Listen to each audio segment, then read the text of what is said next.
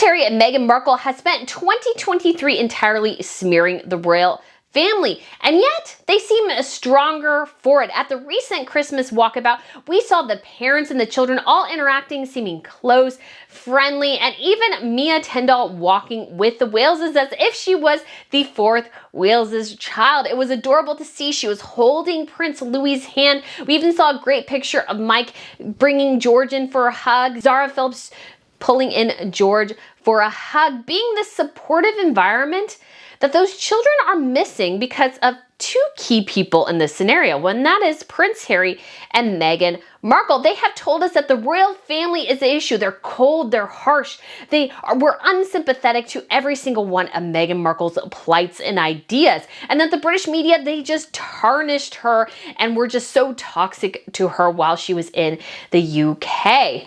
But yet, in this Christmas walkabout, we see a totally different narrative, which is a family united and Harry and Meghan really divided, because it is the two of them who are the problem.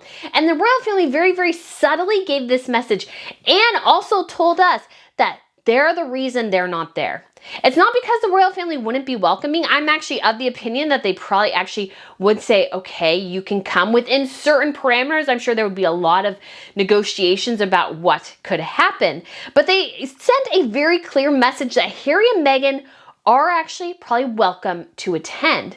It's them that have decided not to do it. It's Harry and Meghan who are keeping themselves away and even denying Her Majesty the Queen time to spend with her great grandchildren and her grandson. And this is all Harry and Meghan's problem. So we are going to discuss this today because it's been amazing to watch the royal family subtly push back against the narrative, not with really leaks and those sorts of things, although they do that. I'm not of the opinion that they don't, but very clearly telling the world that they are a family together, and Harry and Meghan are the ones on the outside desperately looking in after they were the ones who rejected the royals. So we are going to talk about this today because I think it's so important to push back against false narratives, because that's what Harry and Meghan are doing, and people fall for it every day, but it's just simply utterly not true. And I think in different circumstances, we could have seen Archie hanging out with the rest of the royals, but Meghan Markle wants to deny her son that. But if you guys haven't been to Royal News Network,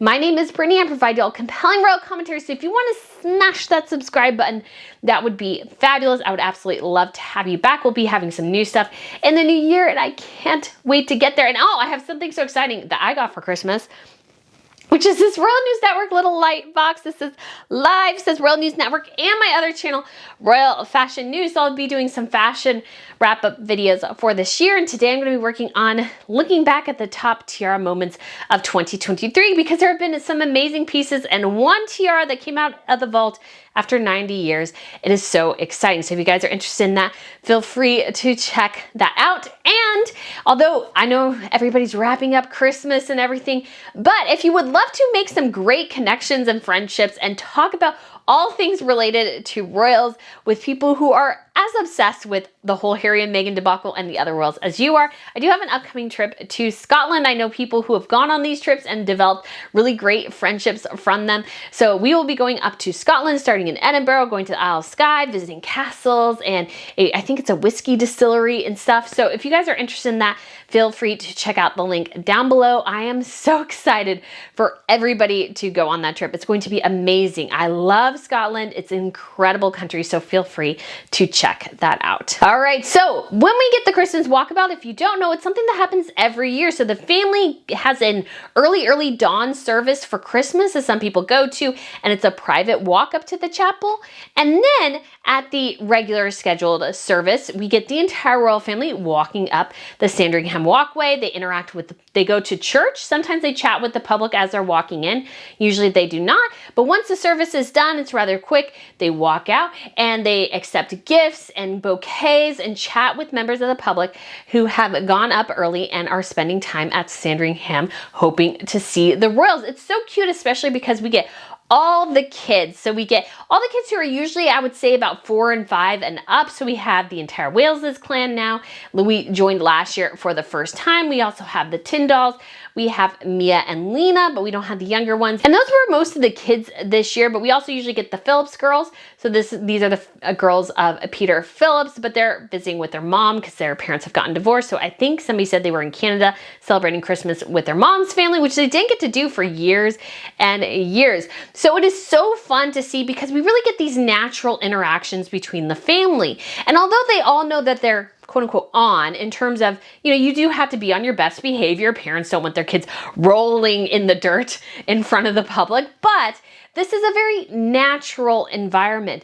And you really see the kids and the parents interacting well together. They're chatting with the public. The kids get to go and interact with people as well. And it's just a time to highlight, as much as they are royals, they are also a family, and families interact with each other. They spend time together. And yes, I think some of these people, they don't necessarily spend time all the time together. There are sure stronger relationships than others. We have been told that William is closer with his older cousins, so that's Peter, Zara, and Prince Harry generally is closer with his younger cousins, Beatrice and Eugenie. So we do have these relationships which naturally happen between families, but they are all very, very close. And it's so wonderful to see them walking to a church together and just having such fun as families. And we'll get to some of these great interactions that we saw there, but I just wanted to, again, highlight the family atmosphere here. These are great interactions, wonderful interactions.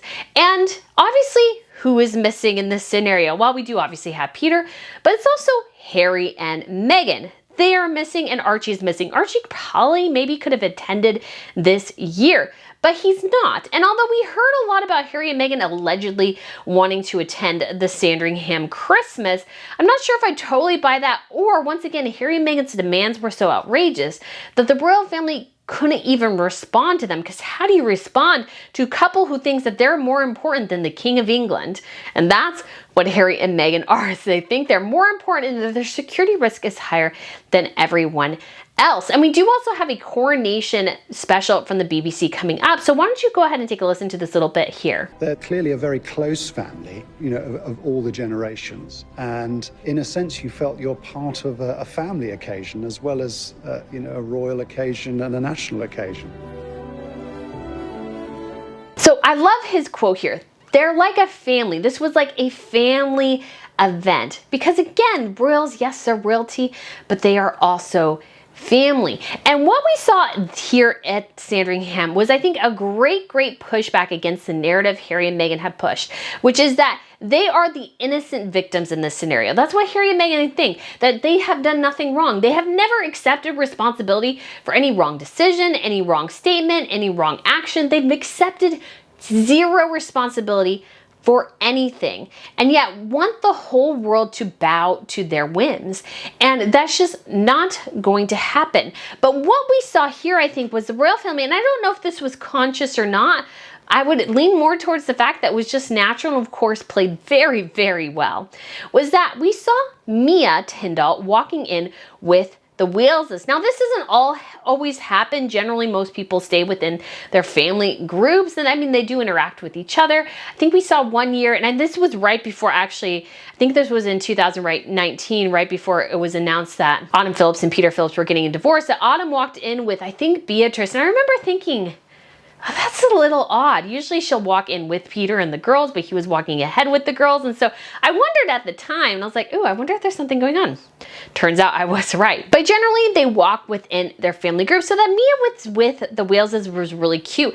And she was holding Louis's hand, and she looked so happy to be there with them. So Mia is 1 year older than Charlotte, so that would make her 1 year younger than Prince George. And so she's obviously in that middle age, and so I'm sure she spends a lot of time with them and probably treats Louis a little bit like a younger brother and helps him get around. And obviously he's, I think, a little bit more rambunctious than his siblings, so I'm sure everybody's like keeping an eye on Louis. And so she's helping Catherine with him. And then there was this very sweet interaction later where Mia just sweetly went up to Catherine and I think wanted to help her, and Catherine gave her one of her bouquets. So go ahead and take a watch here.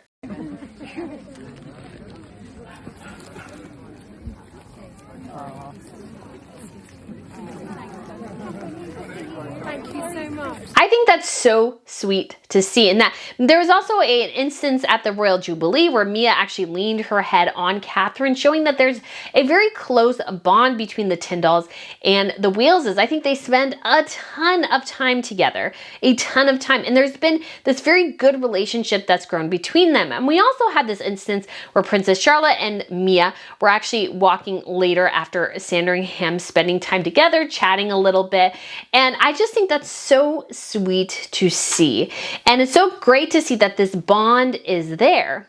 But the reason this bond is there is that there's a hole where Harry and Meghan and their children should be. Now, again, we can all hate on Harry and Meghan, that's fine. But what is clear here is that there should be a relationship that should exist between the Waleses and Harry and Meghan and their children. I don't really call them the Sussexes anymore because I don't think they deserve that title, nor do I think they deserve to represent Sussex or any place really besides themselves, but I think just Harry and Meghan. So Harry and Meghan's family, the loss of that means that Catherine and William had to find an alternative for that aunt and uncle and cousins role. And I think the Tindalls have fit that. The Tindalls are essentially what Harry and Meghan and their children should be. And I want to highlight that it's Harry and Meghan who have denied their children this. It's Harry and Meghan. Harry and Meghan have been the ones to decide to separate themselves so completely that they have literally no relationship with the Waleses anymore. And so Catherine and William have to find alternatives. And of course the Tindalls are there, and I'm sure that the bond there was already close, but I imagine it's even closer and tighter now that Catherine and William don't have this bond of family, of siblings to actually fall back on anymore. And then of course, obviously Catherine has her brother and sister and their children as well, and I'm sure there's quite close relationships between them as well. But of course, I think William mourns the loss of his brother and mourns the loss of his niece and nephew. Do I think he cares about Meghan? No. I don't think anybody in the royal family cares about Meghan Markle. But I think they mourn the relationship between the children of Harry and Meghan. Although I'm sure the Waleses did send packages to Archie and Lilibet for Christmas, I imagine there was maybe a brief telephone call, maybe at most a FaceTime call. And that was probably it. There was just nothing else there. And that's because Harry and Meghan have decided that they are so stinking important that they refuse to visit the UK unless they have a giant security apparatus around them. And I think that is a total and complete lie. I don't think they care at all, or Meghan in particular thinks that her security is that much at risk, but she tells Harry that because it prevents him from visiting his family. And that's what she desperately wants in this scenario. And the royal family also pushed back against Harry and Meghan's narrative and basically told the world there is a slot open for them if they want to pursue it. And that's because Charles invited Fergie to attend the Christmas Walkabout for the first time. My understanding is usually she stays somewhere on the Sandringham estate, not in the main house. She doesn't participate in most of the main events, but she is there so she can be there with her daughters. But she's never participated in a Christmas Walkabout in 32 years. In 32 years, she has not participated, even though she has daughters who are princesses and they spend every Christmas at Sandringham. She's been in many ways left out in the cold. And although she's done many things to, I think, deserve in a lot of ways being left out in the cold, the royal family's like, you know what, Fergie, come in. Because what this tells us is that there is a route back in for those who want it. For those who want it, and yes, probably they're not divulging big secrets or anything to Fergie. They're probably not getting super close to her, but they're saying, you are a family. And even though we're not as close as we used to be, you're still family here. You still deserve to have a bit of a spot here. And I hope the same is extended to Autumn Phillips as well. And I think that's so, so important. And it tells us too, that despite all that Fergie has done, which is a lot over the years, like trying to get people to pay her for access to the royals and everything, that in the instances where family does really matter, the royals are like, you know what, Fergie? It's okay in this instance. She was allowed to come to a couple of other things, and I think that is huge. That is huge. And I think once again, it tells us that if Harry and Meghan had been agreeable to things, they would have been able to go on that Sandringham walk. But Harry and Meghan are not agreeable with things, and they're making such outrageous demands that the royals really cannot abide by what they're saying. And we see this exemplified in this recent report regarding the Queen's death. And it was part of the BBC documentary that will air later today. And what it talks about in particular, which is just absolutely critical, is that it has this line talking about how Harry and Meghan could visit, but they decided not to, citing security, essentially is what it said. It says the Duke of Sussex and his family did not make the trip. And this also tells us in this Telegraph article, and probably in the BBC too, that they knew the Queen was dying. They 100% all knew the Queen was dying. They all knew it. They didn't know exactly when, but they all made their last pilgrimages up to Scotland in order to see her and spend time with her. But they knew the end was nigh, essentially. They knew it was coming. This was not a surprise. I think the instance of death was actually rather sudden, but they all knew she was in the process of dying. This was not a surprise to them. But Harry and Meghan decided not to visit because they were having fears over their security. Now, I want to make this clear. The Queen died at Balmoral. She spent the summer in Scotland at Balmoral, which is a massive estate with thousands of acres. You're telling me that an estate with thousands of acres, Harry and Meghan couldn't have visited? That Harry and Meghan were not safe enough to visit a location that is surrounded by security that is so large most people can't get to the main house or figure out how to get there? You're telling me that, really? And yet they felt perfectly comfortable going to Costa Rica, a country I would say is a lot less safe than the Balmoral Estate, which just epitomizes and highlights their hypocrisy on this matter. And then it's also become clear, it's like, well, Charles was able to visit William, George, 3 future kings. So you're telling me 3 future kings were able to visit Balmoral, yet Harry and Meghan were not because fears of security. I call complete and utter BS. And I think the Christmas thing is the same thing. They are constantly harping on their security, that they're so stinking important, that they must have greater security. They have a greater security risk than anyone else in the family. No, that's completely false. It is. Do they have occasional security risks? Probably. But is it raised to the level of Catherine and William and their children and King Charles? No, because nobody cares about the spare Harry. That's the honest truth here. You are constitutionally irrelevant, even Omid Scobie said so. And because of that, you're just not as high a security risk. People generally in this scenario, the person who was actually at the most security risk recently was the Queen. A man tried to climb the walls of Windsor Castle with a bow and arrow to assassinate Her Majesty. And he was unsuccessful, of course, thank goodness, especially because, I mean, come on, she's a woman in her 90s, please. But that's who people target. Generally, people are just not that interested in Harry and Meghan. And not to mention the fact Harry and Meghan have made themselves so toxic. Are people really targeting them because of the whole racial issue, which Meghan cites, which I think has nothing to do with anything? Or would they maybe become targets is because they've become so obnoxious people can't stand the sight of them? I think that's more the case than anything else. And we saw as well recently that Meghan, although people have said it was a year ago, I'm still not sure exactly, Meghan did a video for Clever. But even though Meghan won't visit the Queen or won't allow Harry really to visit Her Majesty, she was more than willing to do a bizarre, self-indulgent, self-advertising video for Clever, a coffee brand she has invested in. She has also gone to various concerts, made a dance-a-thon of herself. It's so clear that Meghan really entirely focuses on herself. It's all about her, how the royal family can serve her, how Harry can serve her, not how she can serve anyone else. Meghan Markle doesn't really care about charity. She cares about the money in her bank account. And so because of that, she has denied her children the chance to have a relationship with their cousins. She has denied her husband and herself a chance to have a relationship with niece and nephews. And she has denied him the opportunity to have a relationship with his grandmother in her final days and their children the same thing. This is all about how Meghan has wanted to separate Harry from his family. And to his utter and complete failure, he has let her do it. Harry complains about his lack of relationship with William and Catherine. Well, buddy, that's you. That's your fault. You allowed your wife to dictate your actions, and this is a result. You don't have a relationship with George and Charlotte and Louis because of Meghan Markle. You don't have a relationship with your father because of Meghan Markle. This is not hard. Harry had a previously good relationship with his family members before Meghan Markle entered the picture. Once she came in, the walls went up and the division started, and it's just growing bigger ever since. Now, did she highlight and I think magnify some things Harry was already thinking?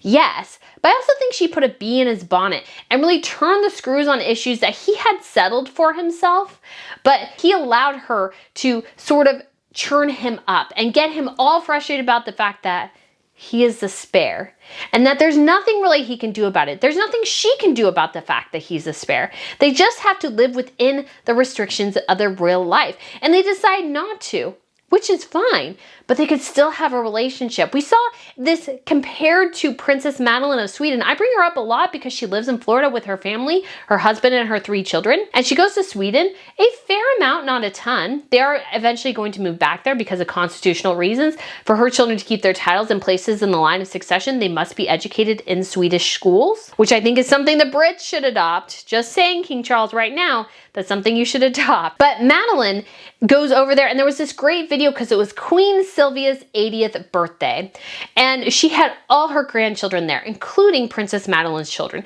who had also flown in from Florida for the holidays. And so there was this great moment. We have a couple of pictures and videos where the grandmother and all her grandchildren were together. Harry and Meghan deny Charles that.